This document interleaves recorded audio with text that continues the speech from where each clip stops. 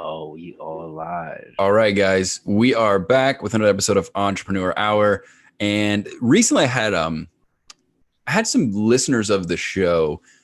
They were kind of requesting to talk to or hear from more of my like quote unquote like clients or students, right? They wanted to hear because I teach a lot of people and have a lot of conversations about entrepreneurship. But I feel like sometimes they don't get the opportunity to hear like the actual work that we're doing and like get an example of that. Yeah. So the first person I thought of was Mike Odiari, right?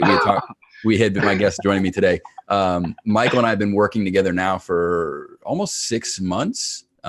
Really exciting stuff that Michael's working on. We're going to get to all that. Some really cool stuff that Michael's doing, building a brand new platform. Something that's a real cool passion project for him that we're going to get into.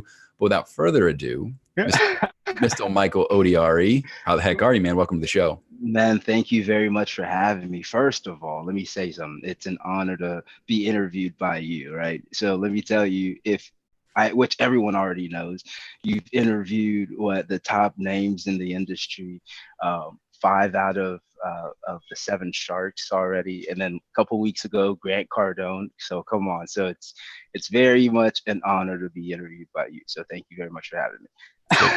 I appreciate that. Cool, dude. So let's talk about check them out. Go check them out. Go check them out. So let's talk about you because you have an interesting entrepreneurial journey that kind of spawned from an experience that you had. So take a quick second to kind of talk about who you are as a person, as an entrepreneur, kind of what led, I guess, to your entrepreneurial journey, how that started, and then how your company, your latest company, Check, kind of got its start and what that entails and what that company does. So when you ask me who I am as an entrepreneur, as a person, one thing that I can tell you from looking back is I was like most of like the fresh entrepreneurs that just come in. Hey, I have this idea, and you're running around in a circle trying to figure out how you're going to make this happen. Especially then joining FI, right? Mm-hmm. One thing, especially through this journey that I learned was I thought that I was building a startup. Mm-hmm. But in the midst of the journey, I realized that the startup was building me. Mm-hmm. So through this, so who I am now, I see myself as a strong leader, right? But also in the midst of being a leader, right? I understood something about leadership. Leadership is discipline, and leadership takes responsibility. So one thing that this journey kept teaching me is in order to be better, right? I have to do things that most people weren't willing to do. I had to say no a lot of times, and I also had to make some sacrifices. But it was the little things. Like the building the habit of discipline, because discipline's a habit, right? And I think that most first-time entrepreneurs forget that each day you wake up and you get better, right? Each day you're building that habit of being disciplined. Each day, in order for you to lead, you also have to put yourself in other people's shoes. So, man, it's this experience keeps teaching me, right? And in order to keep growing, I have to also understand people, right? So when we're building a team, we're always trying to understand people. To how can we get people to how am I getting my message across for someone to be able to I guess boost up their I don't know how to put it, boost up their own productivity almost, right? You talking about your team, or are you talking about? Yes. Okay, yeah. Yes. Yeah, how do we do that, right? So who I am today is just and I'm still figuring myself out, right? Pieces of this journey just keeps allowing me to see who I am. I know that Mike is a fighter, right? The parts of Mike that most people would never see is very internal, right? But it's allowed me to get to know myself and keep better knowing myself. Yeah. I've become my own best friend through this journey, right? Because not a lot of people are gonna always understand what you're going through, right? But it's made me strong, and that's the beauty of it. I think, you mentioned a lot of people that have been on my show, right? Really established people, and more often than not, it's mostly established people that come on the show.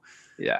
But I love when we have the opportunity to have someone like yourself come on that is new to this, right? Like I think with Check specifically, with your company, we're going to get to what you guys do because it's really fascinating.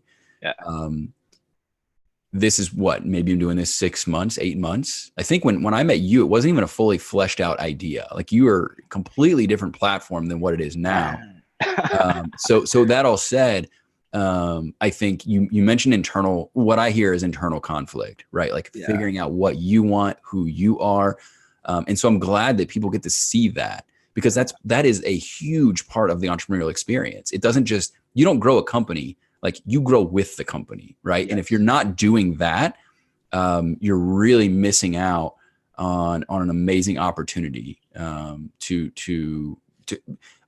do more. You have to be more, right? I always say that. And you, if you're not leveling up yourself, your company is not going to grow. So it's this symbiotic relationship of you growing, company growing all the time. And it's going to challenge you in ways that you thought were previously unimaginable, right? Wow. Yes, for sure. And so it's amazing. It's one thing to hear someone say that. It's one thing to hear a Damon John or a Barbara Corcoran or Grant Cardone say that, but they're so far removed. We don't view them in that same light anymore because they're at this new plateau that they've established, and we want what they have.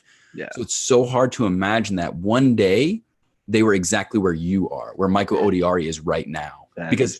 Because we have this vision of they were never that way, when in reality, they were living in their car, or not them specifically, but they were doing the hustle and they were doing the sacrifice just the way that someone like Michael Odiari is right now. So I think it's amazing to kind of encapsulate that moment in time where you were in that internal struggle and figuring out who you are and what you want to be and what you want to build in the world. Mm-hmm. And that's the, seeing it now, and one thing that I always like, when I start talking about, and I always talk to people about the journey, and that, because that's what I've been living for a long period of time. I've immersed myself in the journey, right? And the journey keeps teaching me. It has its highs, it has its lows. One thing that I always say is like, this journey has also even built my faith, because there's times where you have to, in the process, you can't rely on yourself, right? Because the vision that you have is so big that you know that you can't even do it by yourself. And with especially getting into like Check, one thing that it also allowed us to do by going out there and talking to people is you start getting so much feedback, right? But one thing that I also tell founders to be cognizant of is the feedback that you're getting. Don't always listen to everyone's feedback, right? But with that, the feedback that you're getting is also cultivating you to the point that you start, because when you start, especially you start getting the no's or the experiences that you weren't, or the challenges that come forth with the journey, you start, okay, do I need to change myself here? But the good thing is, I feel that but the good thing is, if you go back and reflect, I think a good portion of what entrepreneurs need to do, everyone, is self-reflection. Because at times, like you said, the Damon Johns, they started from they started from where I am right now. Damon was hustling clothes out of his trunk at like Yankee games. Yes. Like hustling food, early stage football clothes out of his trunk. Yes. At Yankee games.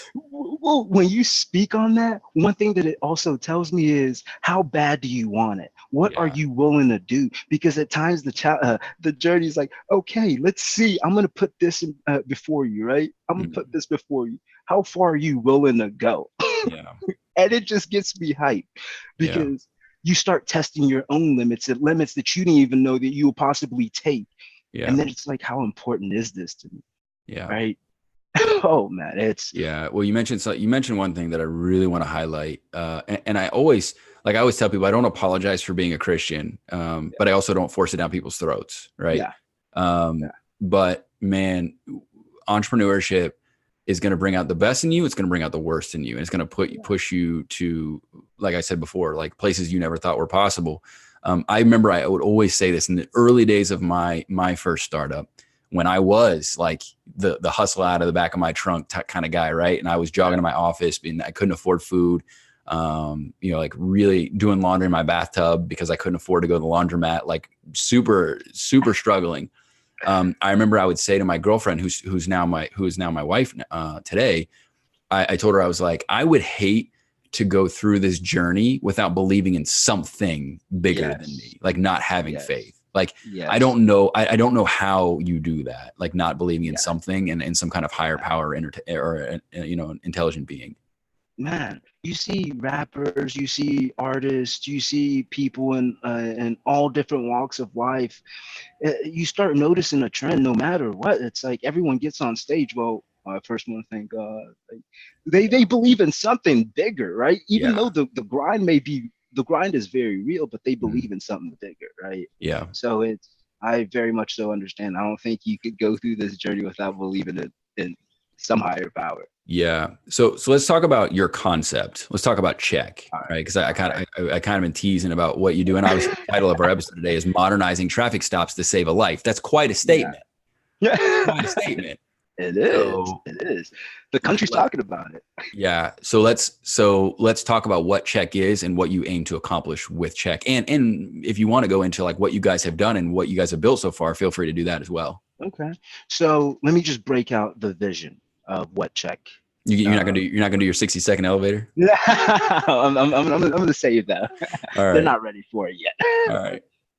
So our vision is to empower government and communities to interact via video conversation, right? Mm-hmm. So we see in those levels being fire, police, as well as courts to interact through video technology, right? And one of our spectrums and mission right now is to initiate a safer interaction during a traffic stop by allowing a video conversation, right? With that leads to our goal of saving a life. So how does that work? I get pulled over. Tell me how that works. I mean, I know how it works, but just for the sake of the audience, I get pulled over. How does it work? So you get pulled over, and a user beforehand would already go through the registration process, right? 5-minute registration, no download required, right? So with that, whenever now they have check. So if they're driving off, they get officer pulls them over. Officer searches their license plate number through our platform the officer's in, and it sends an SMS text message to the driver with a video link. They click it, boom. Now they have a video conversation. Like FaceTime. Like a FaceTime call, yeah. Yeah. I think when you told me that, so for context for those that are listening or watching, Michael came to Founder Institute, which you said FI. So for those who don't know what FI is, that's what it is. Founder Institute is an idea stage accelerator program. It's a Silicon Valley based program. They have chapters all over the world at this point. And where I am the entrepreneur in residence, or one of the 4 entrepreneur in residence for the Austin chapter here in Austin, Texas. Michael just went through. When Michael came and gave his pitch the first time, it was a very different business than what you ended up with, right? It was basically just being able to pay like a parking ticket or like a local citation or something like that. And I remember people were kind of like giving you hell about it and like wondering like, how does this work? How does that work? Like, I didn't feel like everybody really got, like, it didn't hit like, oh, this is amazing. You know, like like, okay, cool. But is this really something that an investor is going to get excited about to throw millions of dollars behind? Right. Yeah. And then I had a conversation with Michael where amongst many conversations with Michael, where I just said, look, man, why do you want to do this? Like, so people ask, what is one of my, like, what does coaching look like with Chris or whatever? And I think the biggest thing is like, there's a lot of things I'm not good at, but this is something that I'm really good at. I'm really good at helping people decide what they actually want to do. I'm really good at getting to the root of what people actually want to deliver and what they actually want to build. And so go ahead and tell the story of, what you wanted to build, and more specifically, tell me why. What happened to you outside of just the news and seeing things on TV? Because it is a huge cultural problem that we have. It hasn't been as bad recently, but I know it still happens. I'm not dismissing that it doesn't happen, but talk about your story and kind of what evolved into your reason behind wanting to do this. Okay. Yeah. So let me before I share the story of why, why I'm doing this, right?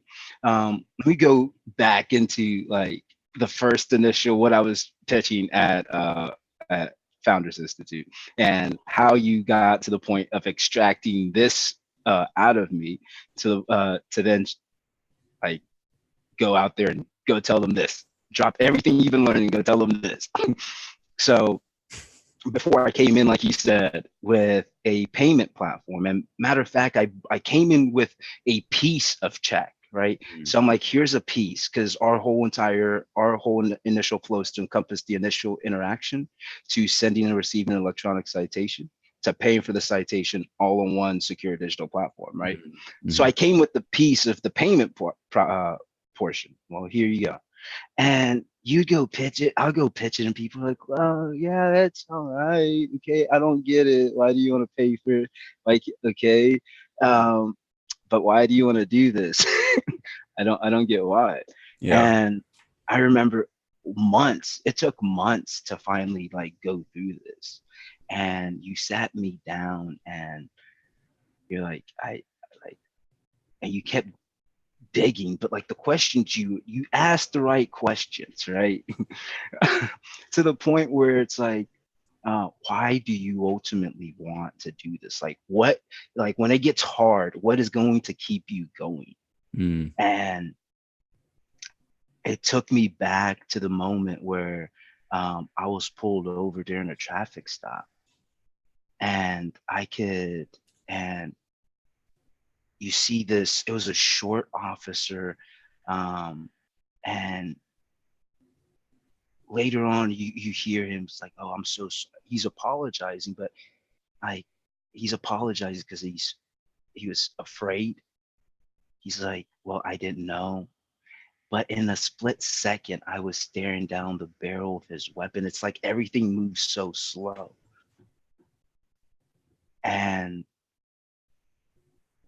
you look, like you could look directly down that barrel of the weapon. It's like my seatbelt was what was the thing that jolted me back to like to just freeze. Like what's going on? But what was it? Because it was a random, just like I know you're not supposed to say routine stop, but it was like a license tag display or something issue. Yes. So Yeah. how did that lead to him pulling his gun, drawing his weapon on you, drawing his gun on you?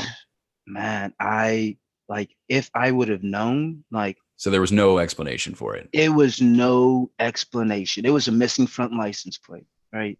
And before then, another officer, like 5 minutes ago, pulled us over and said, "Hey, this is why we pulled you over because of missing front license plate. Take care of it." Oh, okay, cool. So Literally he comes to five. the window. So he comes to your window. He sees you and he pulls his gun. No, Okay, so I don't know the full story. Then did you yeah, like reach for your wallet and he thought you were no, reaching for what? no, Like what was it that? no. So what ends up happening was he approaches the car and he says, he's like, "Do you know why we're pulling y'all? Why I'm pulling you over?" Oh, I'm guessing it's the missing front license plate, right? He's like, and we have the ticket or the warning from the previous officer literally 5 minutes. I see. I see. Okay, that's where you're talking about. You had just been pulled over for it, and he was pulling you over again, like There's simultaneously right thereafter. Okay, all right, I'm yes, tracking. I'm tracking. and I'm like, hey, we have the ticket, and this. I'm like, hey, also we have this. Oh, what is? And then he starts asking questions. And where y'all coming from? Where are you going? This and this. So we're sitting there answering the question. He's like, all right, go ahead and step out the car. For what? And this is where the things I'm like, go ahead and step out the car. I'm like, for okay. Literally went to go. No, no, I forgot I had my seatbelt on because I was just so in Yeah, yeah, loss. yeah. He's gonna go ahead and step out the car. So as I move, the door is closed, by the way. I'm moving to step out the car. He pulls out his weapon. Because he saw you Hands up. move. Well, he told me to step out the car. Yeah, no, I know. and That's I'm crazy. and that's where I'm like sitting there like this, like, what just happened? What the hell just Was it happened? night? Was it dark? It was daytime. Oh my gosh. It was perfect as day. And I'm looking at it like, what just happened? You just told me to step out. I don't even know how we got to this point. I showed you everything. Like, what are we trying to get here? Hmm. Afterwards, like, it was almost as if I was talking to him to calm him down. He's like, hey, sorry, I didn't, you just moved too quick. You're a big boy. I'm like, what do you, what do you, like, when you get out the car, you can notice the size difference, but it's like, yo, what? Yeah. So I like, and that spawned for years. It's like you always think about it, and you're like, oh man, what if that seatbelt didn't like grab me and just boom, Hmm. right?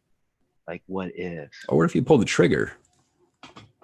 These are like questions that you ask Yeah. yourself, like, what if? And then when you see other people, you're like, I can very much relate because I've been on.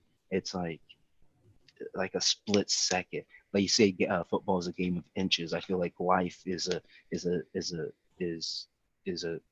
I'm not gonna. I guess it is a game. Life Yeah. is a game of milliseconds. No, you can be here and gone just like that. Yeah. So totally. Um, so that happens. How long was that before you started with check, right? Did you just start with check because you thought it'd be cool and you weren't really like, did you leave that moment and say, I got to fix this? Or did you just kind of later this kind of happened? It just manifested itself, maybe out of some like deep desire that you were not even conscious or aware of at that point? Yes. I did Okay. not go into check and say, okay, let me go fix this So you problem. didn't come flying out of that traffic stop and be like, I'm mission statement. No. Interesting. I didn't know To, that.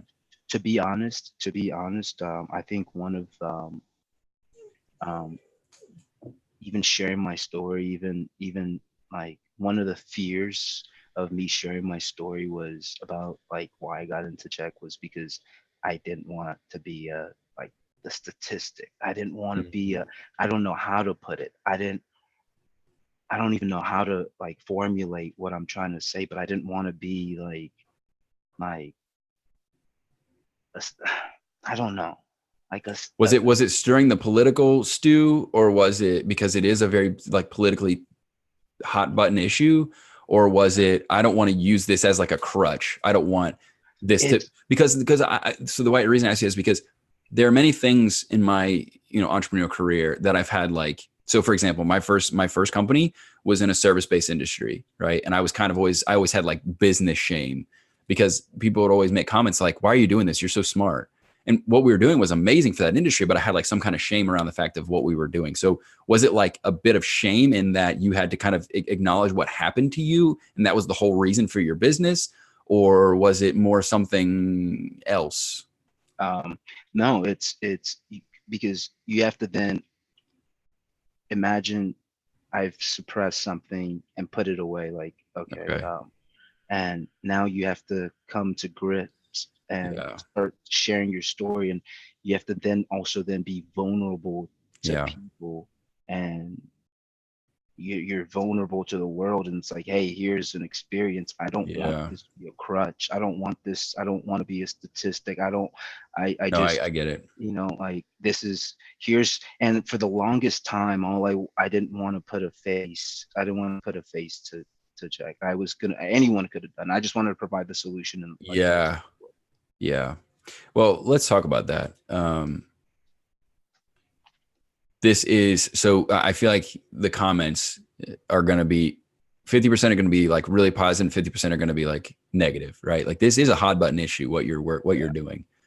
And I remember one of the when you, so to give people again, more context here.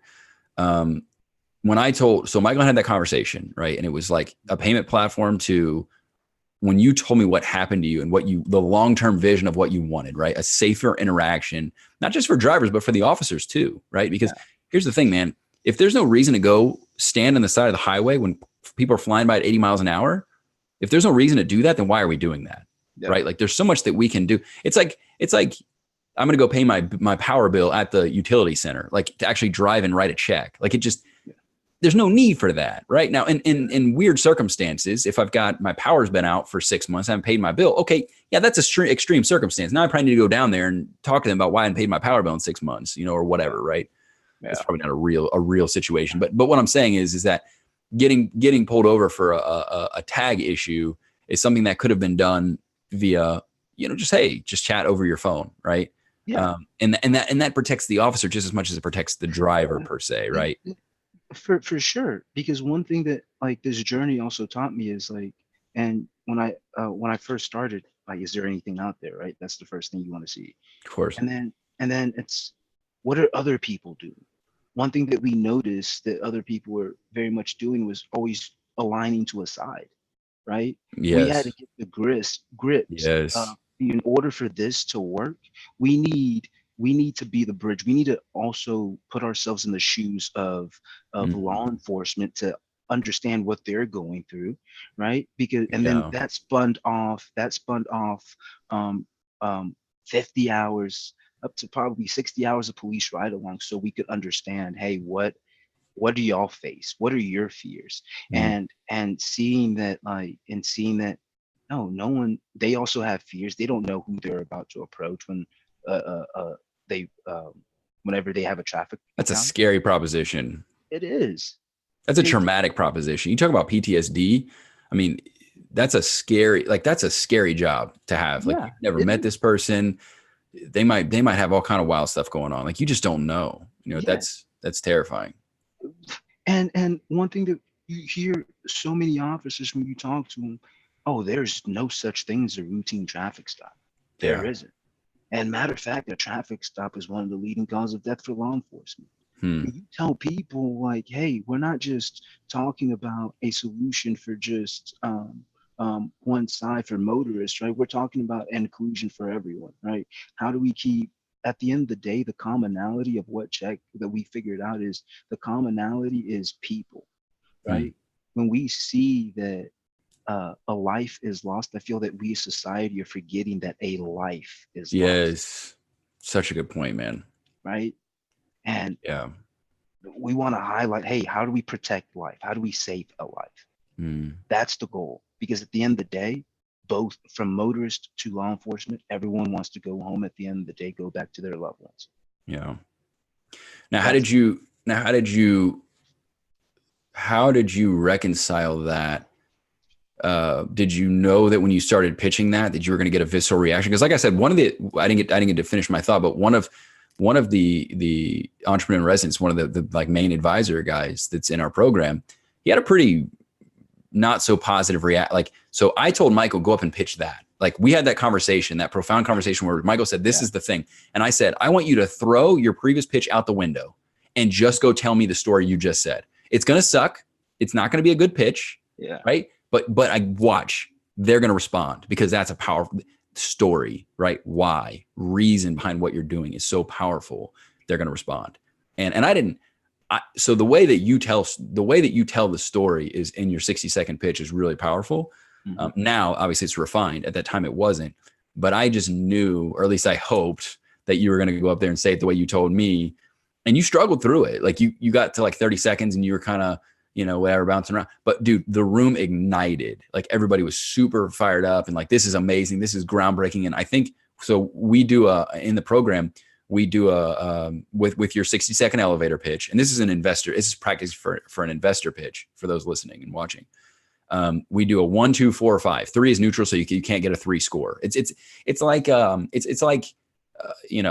America's Got Talent, and they go up and pitch. And then we say 2 or 4, right? And I was like, watch, it's going to be terrible. And you're still going to get 4s across the board. And you got 4s across the board, even though it wasn't a good pitch, because people saw your why. But one of the advisors like had a really not so positive. He felt like you were just using a political issue to like, kind of clickbait people, so for lack of a better term, or like just to kind of rile people up or whatever. Did you have that fear?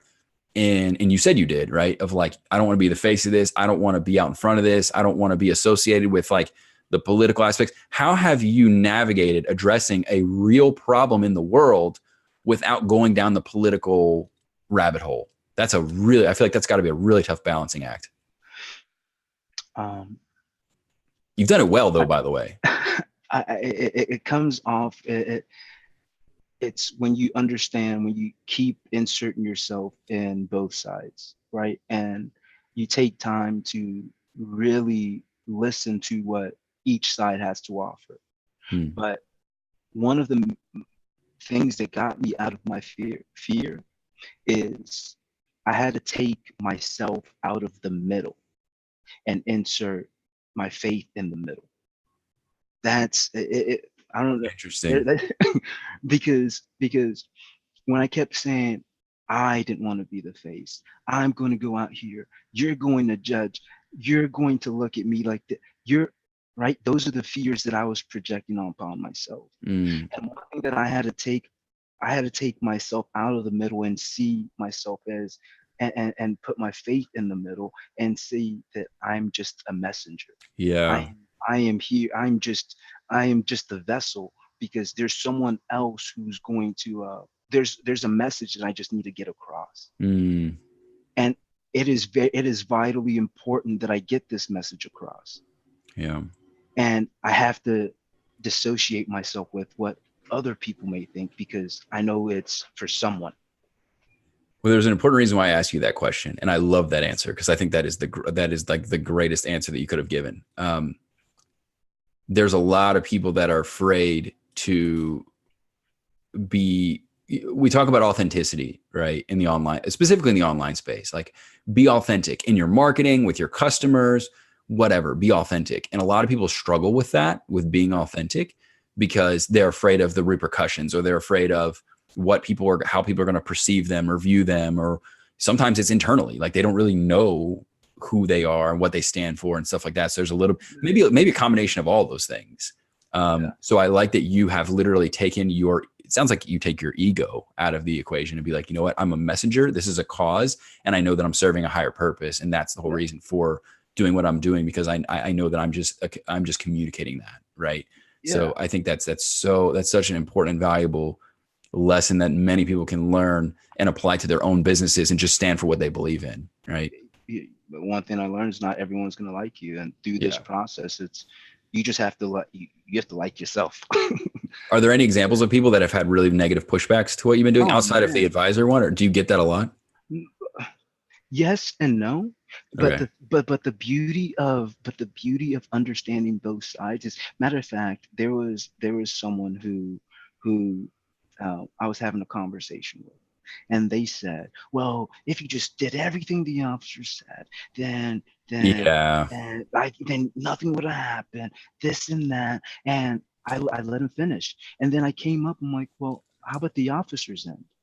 Do you know what they go through? Do you know that officer doesn't realize that he doesn't know who he's about to approach? Do you know what an officer does as soon as he's approaching your car? He thumbs your light. He thumbs your tail light just in case something happens. It's like you're going in there. This may be a last, right? So it's like, wait, why though? Why do they do that? Well, they thumb your car, so if there are thumbprints on it. The thumbprints on it. So if anything happens and the person gets away, right? They could come identify that car and know that officer was there. That's so crazy. I started sharing the other perspective of an officer from the experiences that officers have related to me. Yeah. Right? They walked away and said thank you, and I had asked, wait, for what?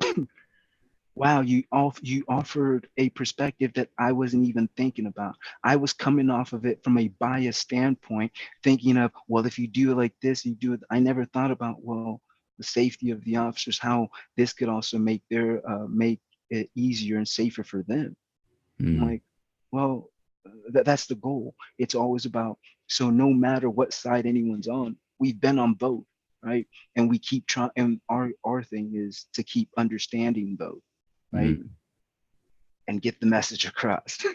Yeah. I wish more people took the approach that you take, because it would be very easy.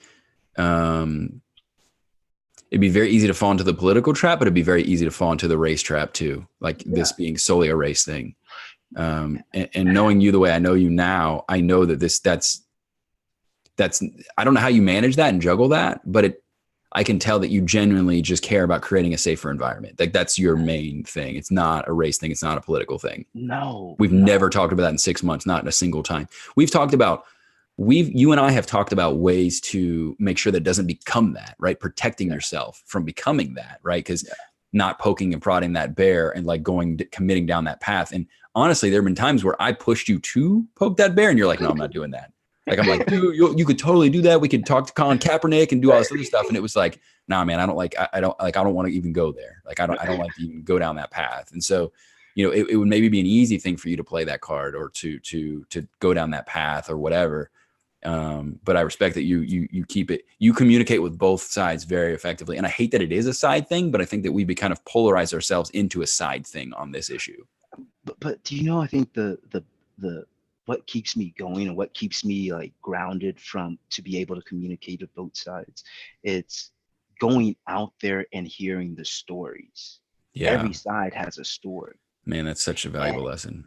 And it's sitting down and really listening to the story that each side presents, and hear and also being able to feel what they felt at that time. And it's like, what can I do in order to add value? How can check be something that can also add value, right? We know we can't add value, we can't do it for every single person, but damn it, we're gonna try.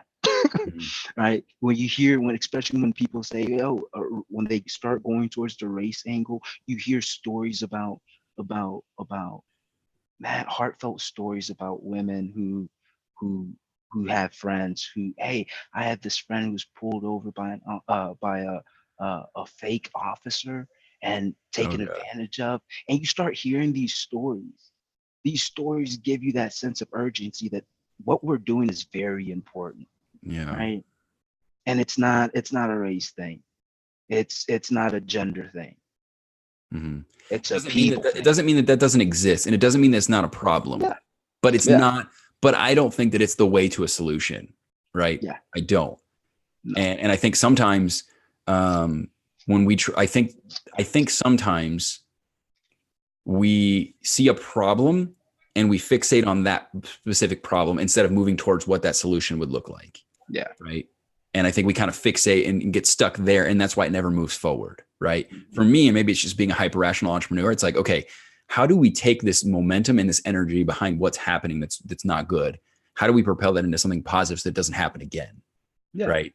And I think that's, to me, the approach that you've taken. It's a very mature perspective. It's a very mature direction that you've taken to be able to do that.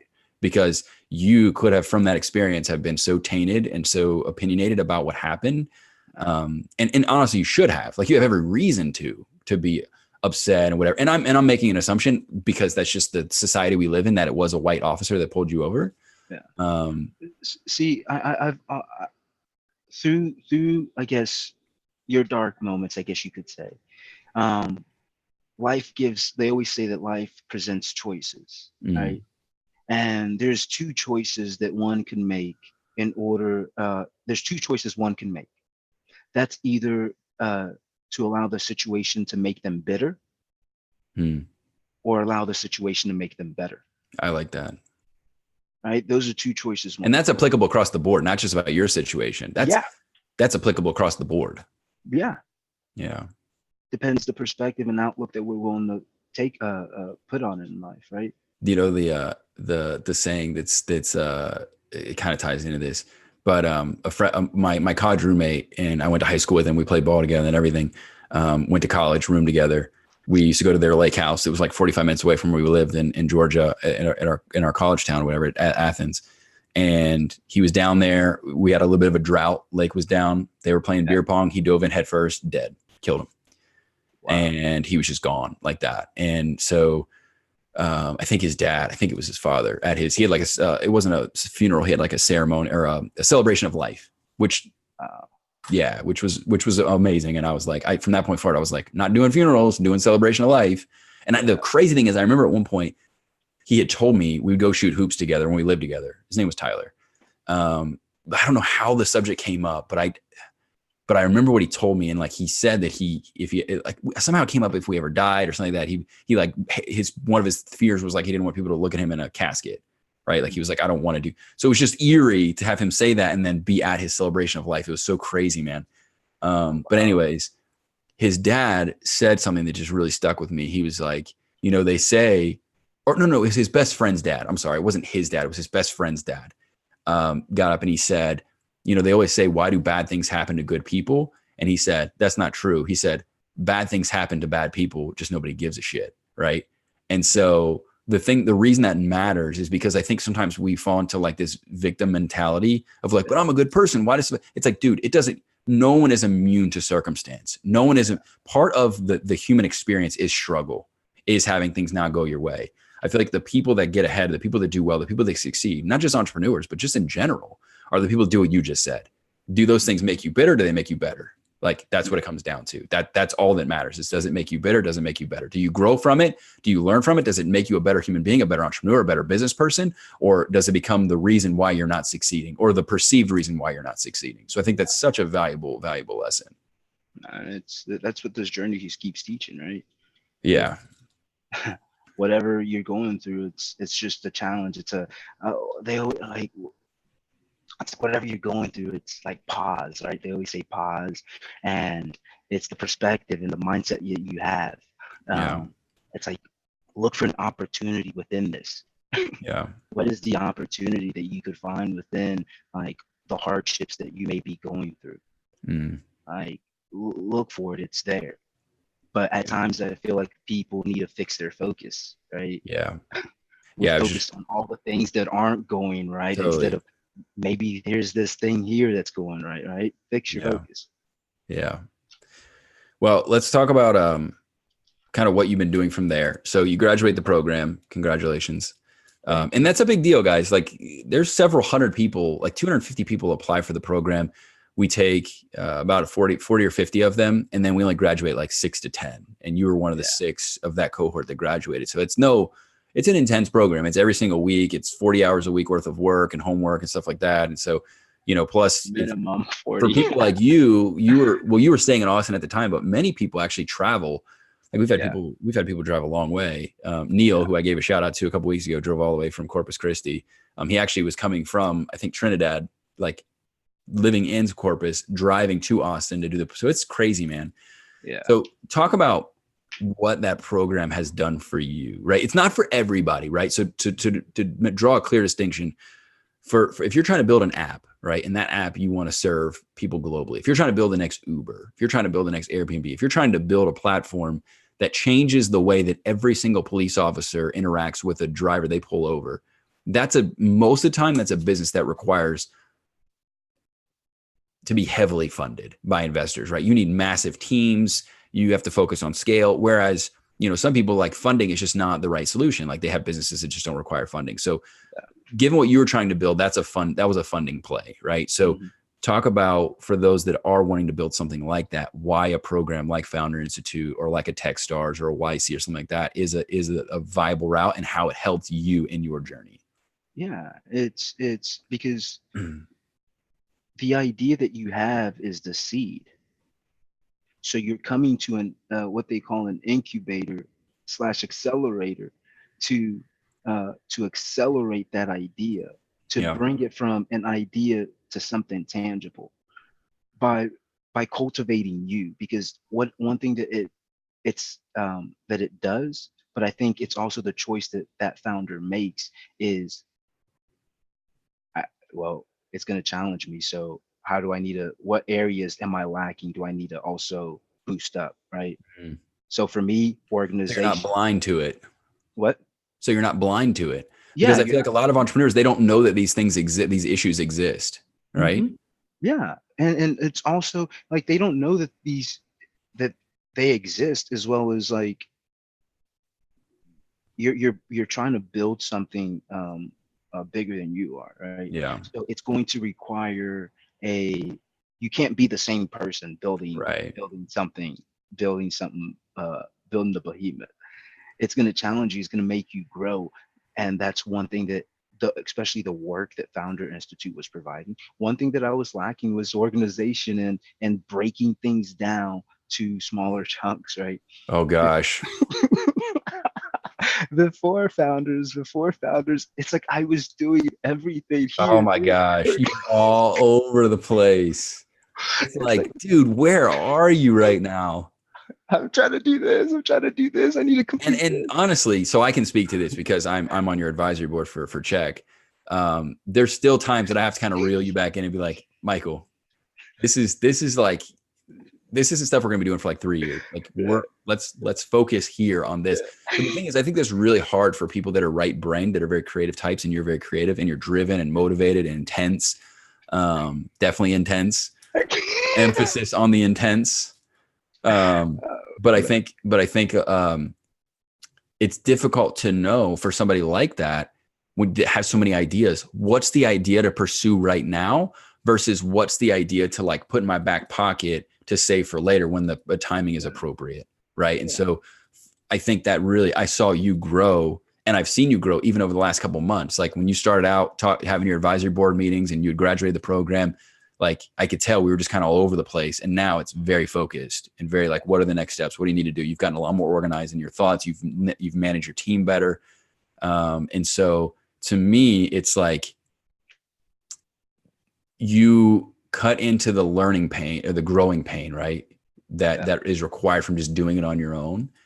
And I think that's why these programs, specifically like Founder Institute, like 8 out of the 10 companies that we graduate will still be in existence after 5 years at idea stage. That is huge. That is so profound. And I think a lot of people, they also don't recognize the resources that you get. Like you get access to any of the Founder Institute resources, any of those mentors, people like myself, like to build those relationships. Like you and I wouldn't know each other if it weren't for that program, right? Like that's how we got connected. So that's a big part that people really underestimate. And also with having those resources and the relationships, it's people then also take you more seriously. Hey, went through Founders Institute. They see the rigorousness that involves to, oh, did you graduate? Oh, yes, we did graduate. Yeah. Oh, well, okay, we know the intensity that they put into their program. So if they already vetted you and you were able to pull it off, okay. It's like a college degree. It is very much so like a college degree. You have to be on point, and one thing is like you're gonna have to put yourself on point. Yep. It doesn't get you the job, it gets you in the door. It gets you an opportunity. It's pretty much what it does. They're not gonna do it for you, but it challenges you. There's been some times I was like, oh my, you start growing. Yeah. Now, so when you are, one of the things we've talked about a lot over the past, kind of peel back the curtain here and let people like in on what you and I've been working on, right? So I'm primarily involved with you from a marketing standpoint. And this is something that is a little bit, so when you were doing your pitch, it was like, well, Ashley, one of your fellow peers, had a little bit tougher time than you did because her messaging was either to one side was an empowering social impact thing, and then to the other side, it was productivity. Right. And so Ashley's coming on the show soon, so we'll be able to talk to her about it as well.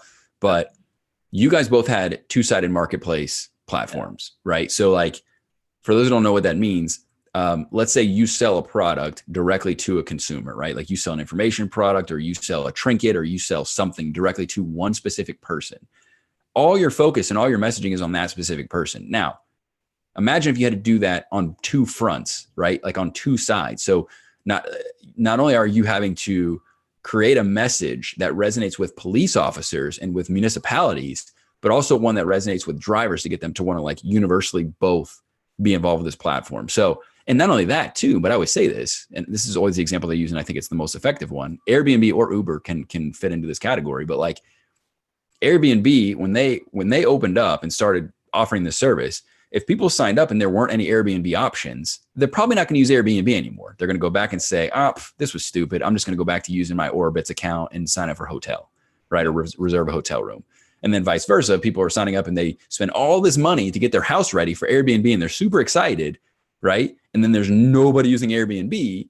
They're like, why'd I spend all this money and I didn't get anybody staying with me? So it's just different when you have to balance that seesaw of, with you, if drivers are signing up and cops aren't using it, you're going to have some drop off there and vice. So what have you done? And I think you've done a really clever job of doing this. And I'm going to explain why I think that in a second, but how are some of the things that you've addressed that and knowing, okay, here's what our strategy needs to look like so that we're appeasing both sides and growing them both simultaneously? Yeah. Um, so very much so looking into different strategies, right? Looking to existing companies who've already done it, looking at their strategies. They always say, it's like there's this book called Steal Like an Artist, Mm-hmm. right? Man, I wish I remember the author's name. That's fine. I'll find it. We'll put it in the description below. Okay. And it talks about that every artist takes from one another and replicates it to their own. Mm, Like Bird's strategy. How can we also utilize the interest of the people, as well as now we've already gone out into the market, into I guess the marketplace, talking to law enforcement, and they're gaining their interest. And it's how do we blend this together? So one of the strategies that that we're working on is, okay, allowing the people to be the voice, right? mm, Allowing the people to, because there's a book called Leadership. When people are the voice, mm, right? They are the voice of the government. You need people in order to govern, right? mm, So when we could use people when they sign up, and then have them also voice out their opinions of them wanting check into their community and expressing that to their local representatives, that helps us knock off two birds with one stone. yeah. Yeah. Where'd that strategy come from? Well, there's a let me go ahead and give it. Let me go ahead and give when credit is due. Let me go ahead and give Yeah. credit when credit is due. Yes. Thank you. Yeah. No, yeah. We we've came up, and that's why, like, man, the value that you keep adding is just phenomenal. Like, again, with founders, if I never went through this program, I one thing that I understood is, yeah, I could put up a website. Mm, Doesn't mean I'm a marketing person, right? I put up a website and you take a look at it, and the feedbacks that you provide, well, how about this? How does it look like this, and this? And it's like, oh man, just because I know the back end, okay, here, boom, boom, boom, let me put up a website. It's not marketing.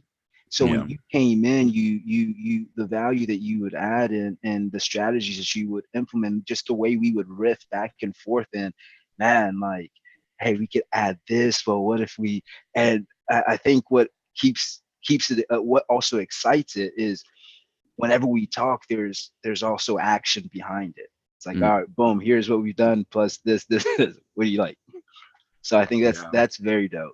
Yeah. Well, yours was interesting. And so to be fair, that wasn't an idea, like you said, steal like an artist.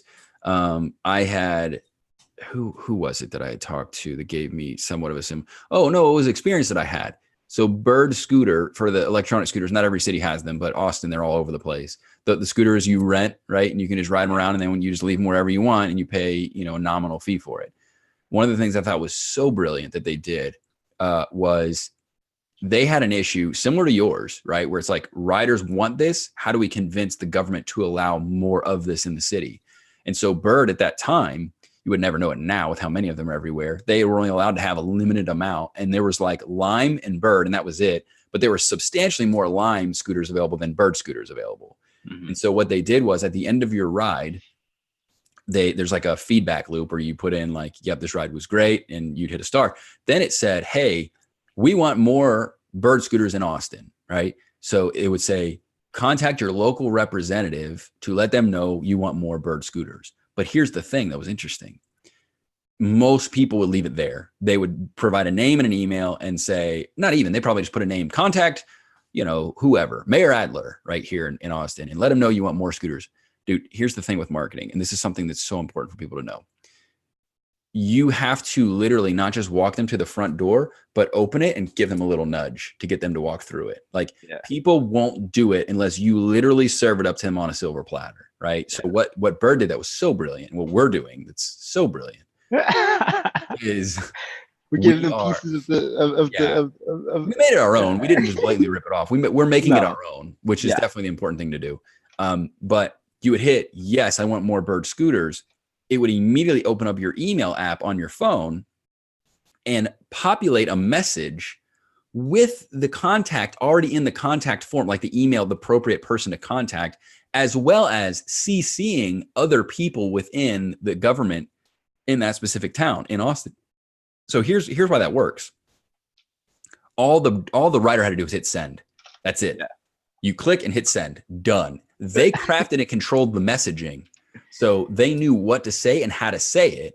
But also by CCing other people in the government, let's say they just put Mayor Adler, right? And Mayor Adler's just, by CCing people, it kind of holds Mayor Adler accountable to listen, because all these other people are seeing he keeps getting these emails. Like, what is he going to do? Right. Yeah. So it's kind of like blackmailing him with those emails, volume and frequency of emails coming in. And so what I told you, I was like, dude, we have to do that. But the other thing too is, and then working with a limited marketing budget, this is really important. This is really important for people too, is like, most people would think this is great. Let's just see whatever city wants to do this. Right. And I'm not saying don't do that, but what we have decided to do is focus hyper locally on just Austin, right? We know people here. We're on the ground here. Speaking of Mayor Adler, we know people that know Mayor Adler. I just saw him speak. I was 5 feet away from him a week ago, right? Yeah. So in terms of velocity to market, right, most people would just take their ad budget and spread it across all 50 states. But here's the deal. Let's say Bird had done that, right? And maybe they did. Maybe they're at a point where they had the funding to do that in every single state. But here's the thing. Let's say they just did it in Austin first, right? Think about if you're putting ad budget into that, in our case, right? Because we don't have scooters on the ground that people are riding, right? So we need people to sign up.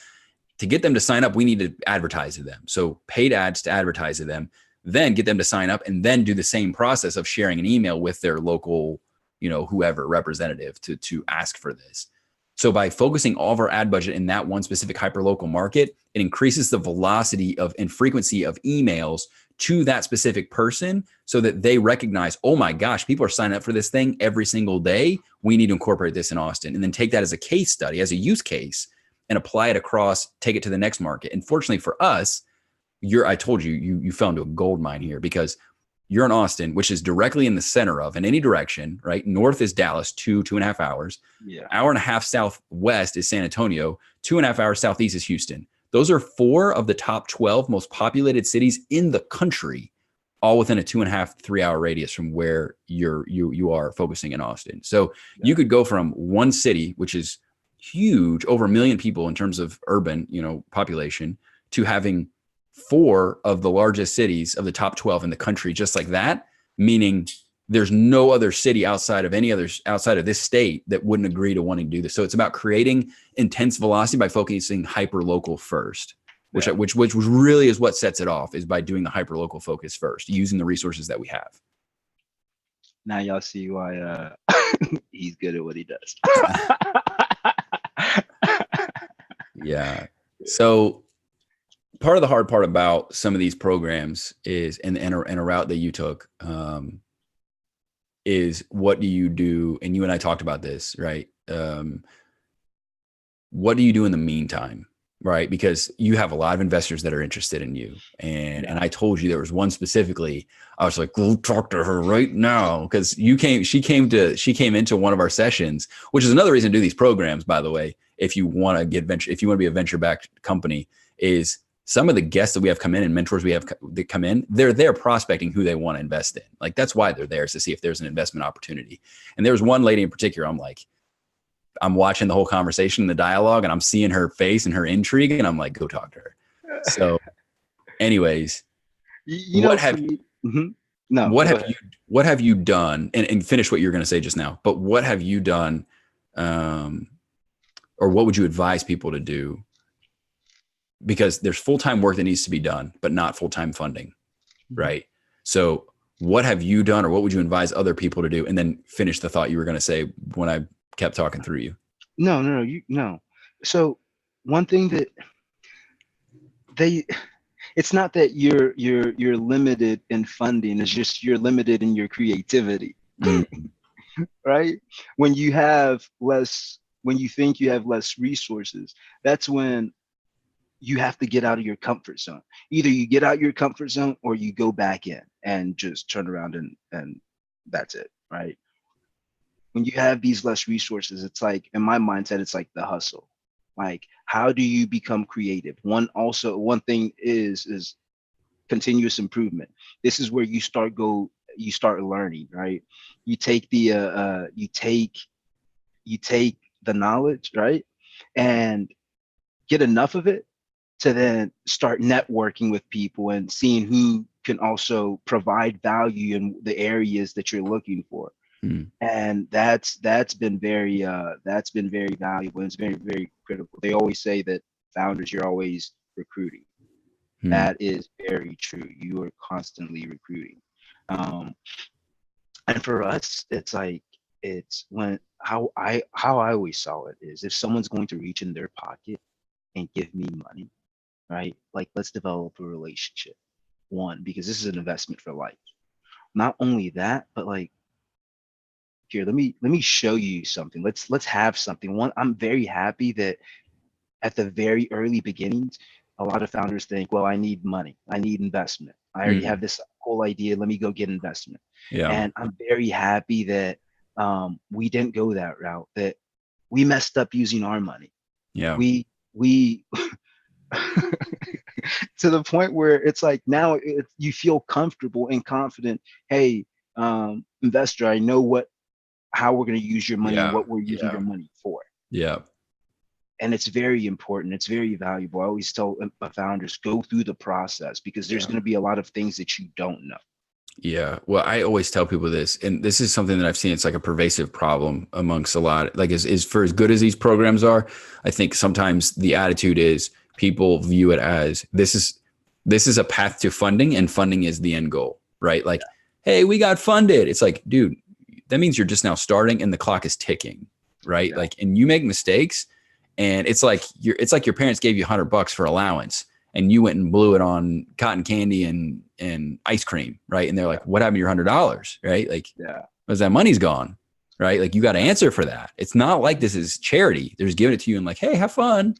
Like, they're going to come back around and want to know what you did with it. So Yeah. that's why, having the ability for us to work through and even come up, just for an example, the marketing strategy that we just talked about. Like, if we present that to an investor and we're able to come up with a $5 budget a day, right? A cup of coffee a day budget to be filling users into sign up for check, right? And then we're sending emails and they see the system's already working. Dude, they're going to get behind that because they know there's already fire. It's just a matter of pouring fuel on the fire, Yeah. right? Yeah. So one of the other things that you did, I thought that was really, really smart, by the way, that's really good to mention here is Michael said one thing earlier that I meant to highlight, and we got talking about other things, but there's so much struggle for getting people on your app, right? That like people are constantly battling and like, hey, allow notifications and stuff like that. But here's the deal. There's not the use of frequency that you have with your app. Like hopefully, unless you're getting pulled over every week.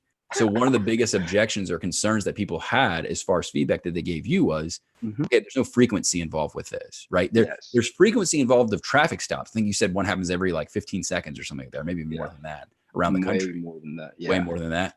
It's You get like 4,600 every minute That's or crazy. every hour. Yeah. So the frequency's there, just not on an individual basis. So how do you create a system that gets people to use the platform without them having to keep it on their phone? Because some people sign up for check, they don't get pulled over for 3 years, and then they don't even remember that they have check, right? They don't even remember that existed. Like, how do they even know to go to the app? So one of the things that you did that was so smart, and this is where, again, being resourceful and thinking outside the box and being creative is so important. Hopefully this gives people some ideas here. But basically what the way you did it is there's no app involved with downloading on their phone. The police have an app, but the individual, the driver, basically just signs up on a landing page. And then when they get pulled over in the future, they get a link texted to them. When they get pulled over, they click the link and it automatically opens up what they need to have that conversation. So there's no storage of any app on their phone, which is brilliant. Like when you told me that, I was like, oh, that is just money. And we got that from talking to users, getting the feedback, because that was one thing that we kept hearing was, well, like you said, frequency. How do we handle how do you handle a person in particular not getting a speeding ticket every single day? Yeah. Right. So we had to go back to the drawing board and, well, how do we figure this out? Right. Mm. And coming up with the team, coming up with a solution like this, it allows the ease of, hey, just go ahead and register. And now you have check. Right. And Yeah. one thing that we also did is we made the registration. We texted people a link. Right. So we go on our website. One thing that we wanted to do is we wanted people to register through their phone. Right. Yeah. And not through the laptop and not through their desktop computers. Go through your phone because people, they always come to the part. Oh, I don't know my license plate number.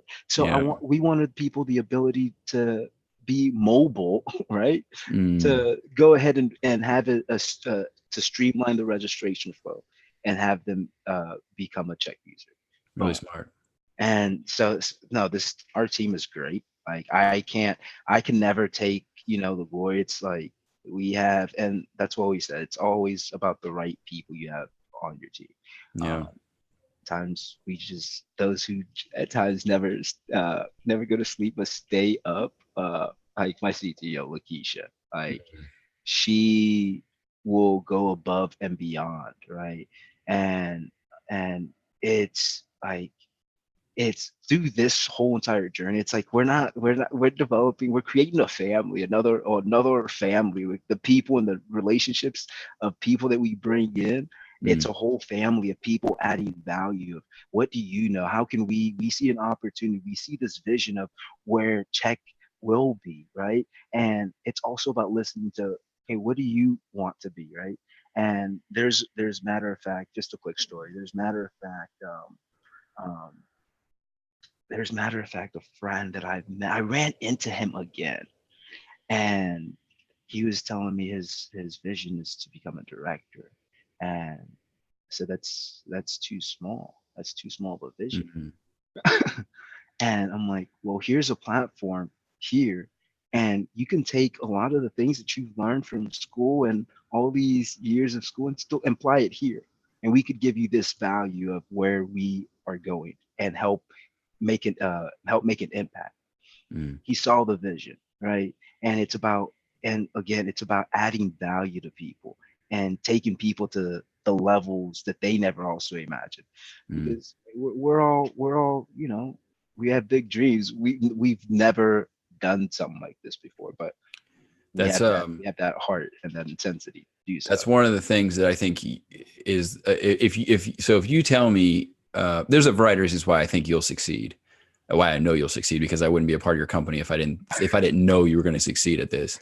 But I think there's a couple of things specific in terms of traits, and the one I think stands out, maybe above all else, I think definitely the intensity and the passion behind what you're doing, and the work ethic, right? Yeah. And the consistency and the showing up, like that's all really important. Plus, obviously, smart, resourceful, like all those things that I look for. And it's funny because people ask me like, how do I decide who I'm going to work with?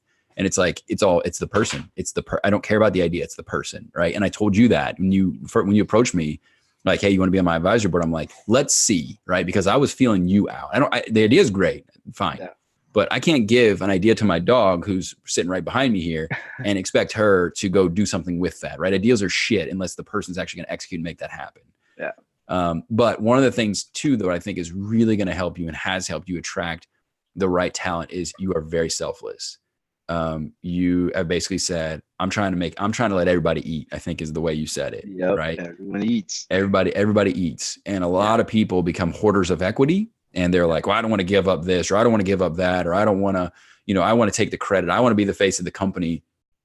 And one of the things that I admire about what you've done, and by the way, that my first rodeo, my first business, that was kind of me. Like it was, I was pulling the opposite of you. I was hoarding in equity. I was hanging on to stuff, and we had big goals and big aspirations, and I needed the help. Yeah. Right. And that was a big mistake. And one of the biggest mistakes that I think that I made in that business. And it cost me, like when I got sick, it was like everything was gone because I didn't have any support. It was just, everything was built around me, or, around what I could do and what I could provide. Right. And so I think you've done that really, really well. And I think it's something for people to take note of is, if you have big and ambitious goals, you need A+ talent around you to help make that happen. Yeah. And you're the one piece that you have, and something that Michael has learned is like, you know what? I'll give out equity. Maybe more than I might like to at certain cases. But if it means getting to the end goal, you having even 20% of a unicorn, of $1 billion company, or even $1 million company for that matter, is a lot better than having 100% of nothing. Right. Yeah. So you've really recognized that and done well with that and put yourself, behind the mission, behind the cause. And so I really admire you for that. That's very commendable of you to do that. Thank you very much. Cool, man. All right. Well, I would be remiss if I didn't have you give your 60-second elevator pitch before we left here today. Oh man. Live to the world and on the podcast. Oh, are you up for it? Man, hey, we will always do it. It doesn't matter if you're up for it.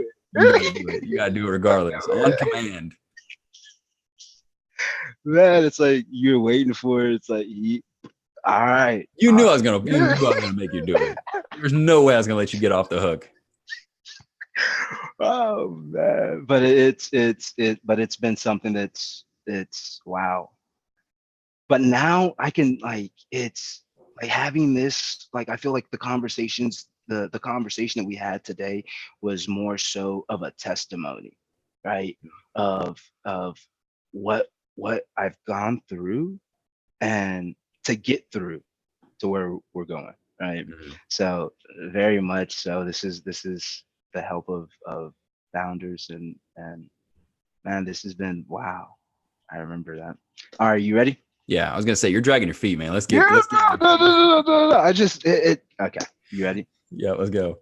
Why I said that, one last thing. Why I said that was because that was where I was going. Why I said that was because before saying my pitch was it's overcoming that fear, right? Mm-hmm. That I've always talked about. I was overcoming that fear, but having to live within that moment to understand and pull yourself out.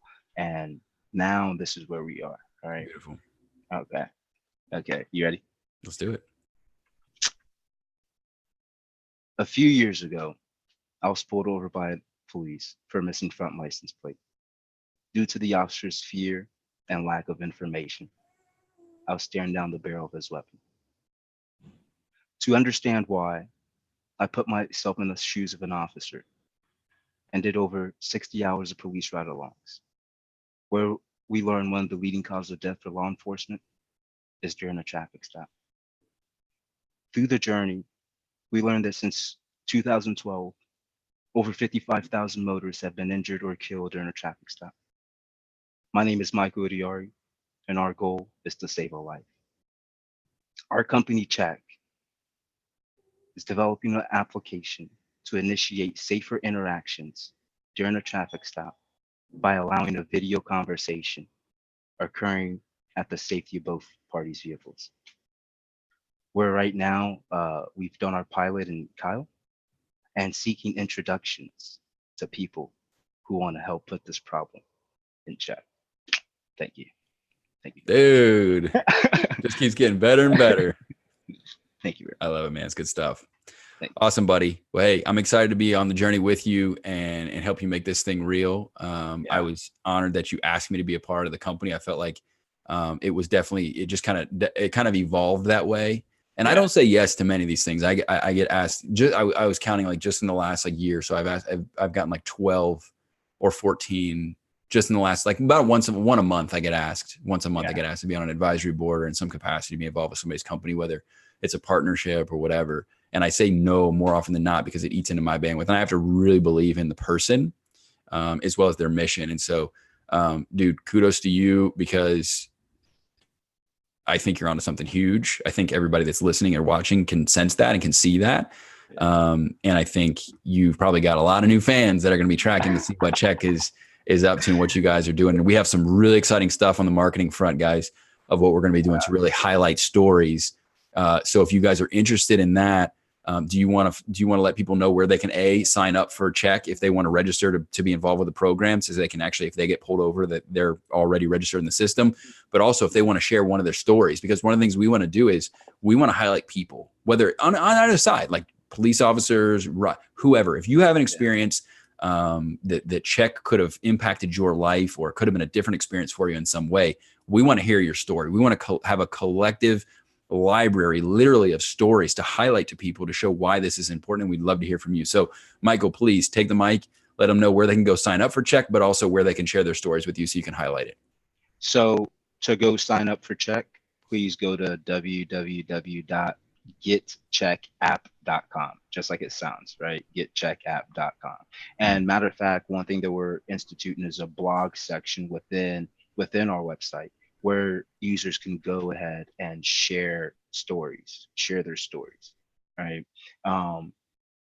We're still working those details out and how we're going to reroute that to happen, but for the most part, you go to www.getcheckapp.com, and we will have a blog section where users could share their stories. We want to hear your stories because one of the next initiatives that we're going to start rolling out is Featured Fridays, where we would pick a story and feature someone through our video podcast, right?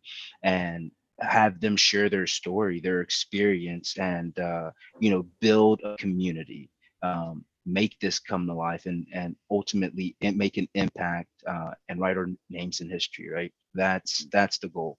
The goal to save a life at the end of the day. Awesome. All right, guys, getcheckapp.com for all those things. Keep in mind also everything we mentioned today as far as resources, links, so on and so forth will be in the show notes and description below. And we're getting out of here. We'll see you guys later. Thanks so much for joining us, Mike. Man, thank you very much for having me. It was a pleasure. We got to do this again. Yes, let's do it. See you, buddy.